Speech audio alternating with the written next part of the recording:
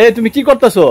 High রে কপাল আমার, ঢাকা ছিলাম ভালো আসলাম, দেশে আইছি কি কপাল দেখো।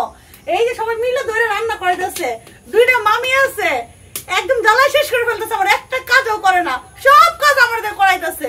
দেখো না মাংস মাখছে মাইকে বসাইছি, এরা কোনো কাজের না, এদেরকে বাদ দেওয়া উচিত। এখন মামির তো মনে করতেছে যে তুমি মোটা হয়ে গেছো, এখানে তোমার তেলটা কমাই দিতেছে, চিকন বানাইতেছে, এরা তো মনে করতেছে এটা। তুমি কি মিলে লইছো নাকি মামির সাথে? হেরোর কি কম খাই নাকি? হেরোর তেল আছে শরীরে। মামিরা তো এখানে শুকাই গেছে গা। আই মামা তুমি এদিকে আসো, এসে বিচার করো তোমার বউদের। এখানে আসো। রাত্রির ভাত খাইতে মাইছি। হ্যাঁ আর কি জানি বল, ঢাকা দেখলে ভালো হইতো। আমি কেন এখানে আসছি? হোটেলে কিনে এনে খাইতাম। এখানে আসো, তোমার বউদের বিচার করবা। এখানে আসো। ঢাকায় তো বলো তোমার অস্থির লাগে।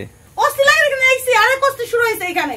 এগুলি পর আপনারা বলেন বেড়াইতে আসলাম এখানে, এমন টর্চারিং কেউ করে? দেখেন আমার হাতের মধ্যে এগুলো কি দেখছেন?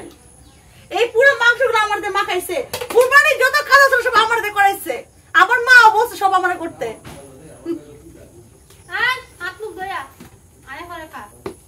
বলেন কই যাব? কোন জায়গায় শান্তিটা পাবো আমি? কোন জায়গায় আমি শান্তি পাবো? আচ্ছা মামা আমরা কি বেড়াইতে আসলাম তোমাদের এখানে? কই গেছে খুঁজে পাই না। রান্না করতেছো, তোমার এত লাগতেছে। দেখাই তোমারে, এই দেখো গরুর মাংস বসাইছি কুরবানির। মাত্র বসাইছি, লেট হয়ে গেছে, রাত্রে হয়ে যাবে তো এটা। এই তো রাতে খাবো, কত দেরি লাগে না? ঢাকা শহরে গ্রামের বাড়ি না, মাংসগুলো সব প্রসেসিং করতে সবকিছু করছে। তোমার শাশুড়ি জিজ্ঞেস করে কি করছে?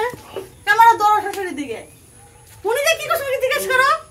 তুমি জামাই মানুষ, তোমার দেরি করে হইব ভাত খাইতে দুপুরে।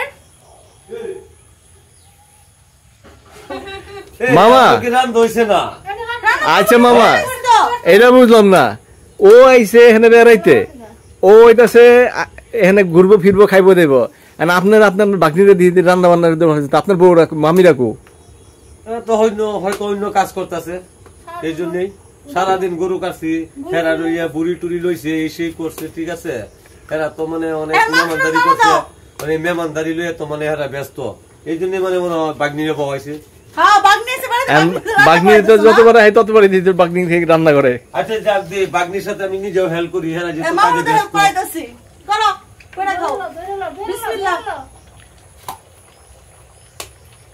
কি অবস্থা? 8টার ভিতরে খাইতে পারুম মাংস? মনে হয় আর কিছুক্ষণ পরে এমন হইব না।